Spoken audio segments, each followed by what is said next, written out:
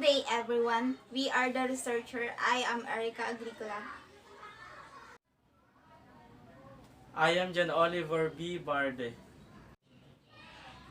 I am Charlene R. Barnuevo. I am Gellard C. Belonia. I am Jomar A. Constantino. I am Sarah Jane B. de Los Angeles.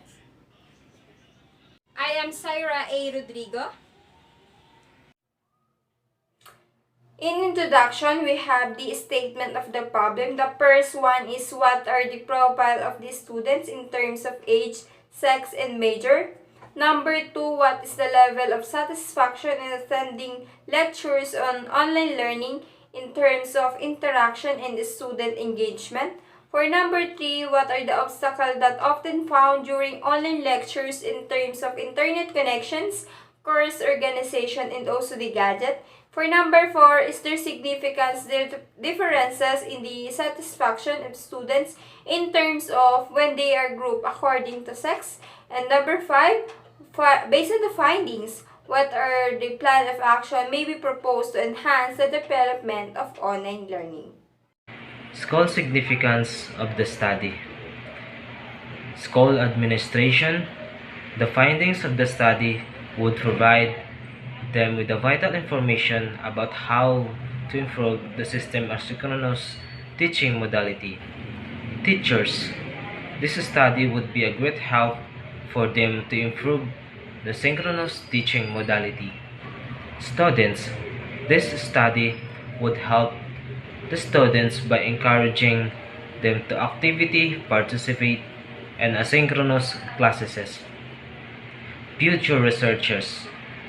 The findings of this study would serve as a basis for the future researchers relevant to this research and will be able to formulate new significant problems regarding this and may provide additional information to them. Literature review.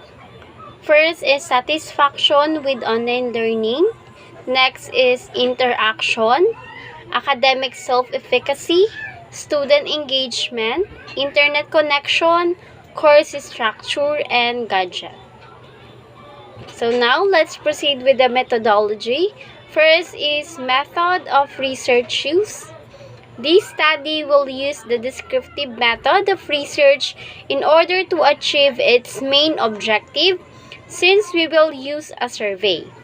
Questionnaire to determine the level of satisfaction of the respondents in the synchronous modality of learning. According to NASAG 2015, the goal of descriptive research is drawing and classifying the phenomenon. In conducting this research, qualitative research methods will be applied. It is an approach that is used in exploring and understanding the meaning of what individuals or groups attribute to a social or human problem. Qualitative research is research design that concerns the development and the understanding.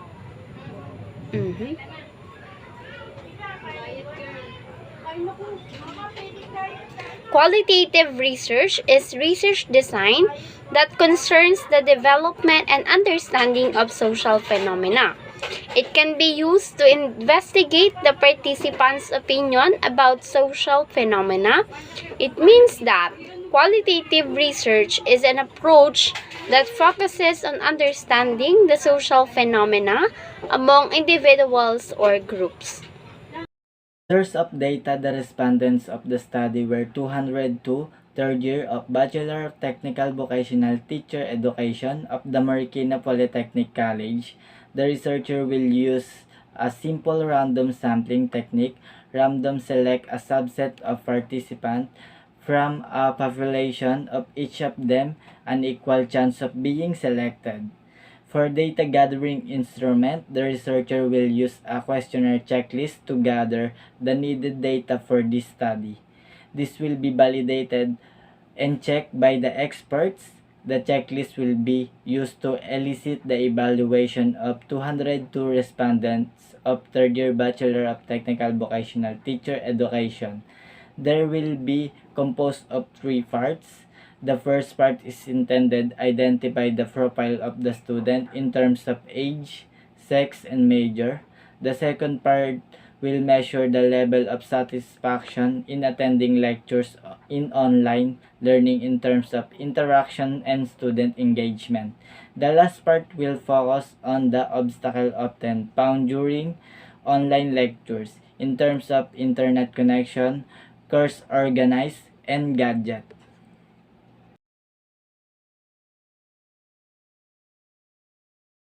Methodology: validation of research instrument.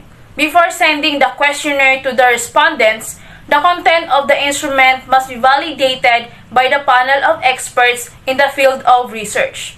In validating the questionnaire, the researcher will be presented the questionnaire checklist to the experts. Content validation is most often addressed in an academic and vocational setting, where items need to reflect the knowledge actually required for a given topic. The questionnaire is a list of planned written questions related to the topic. The researcher will use the guide response type questionnaire in the first part, which is the profile of the respondents, and in the second part, the qualitative form, and for the last part is variables. Data gathering procedure. The researchers will use descriptive statistics and will gather the information from the different previous research studies and articles that will support the study. The researcher will construct a questionnaire and will serve as the main data instrument of the study. The researchers will seek the help and ask the permission of the expert to validate the constructed questionnaire. The researchers will send a formal letter to the expert containing their approval on validating the questionnaire. The researchers will disseminate the questionnaire through social media platform Facebook Messenger. The researchers will give enough time for the respondents to accomplish the questionnaires checklist. After retrieving the questionnaires, the researcher will tabulate, analyze, and interpret the result. Statistical treatment of data. Statistical treatment of data. The statistical tool used in this study were the following median.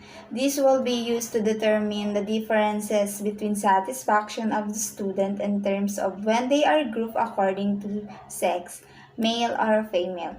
Table 2 represents the scale, range, and verbal interpretation used by the third-year BTVTED student to determine the difference between satisfaction of student in terms of when they are grouped according to sex, male or female.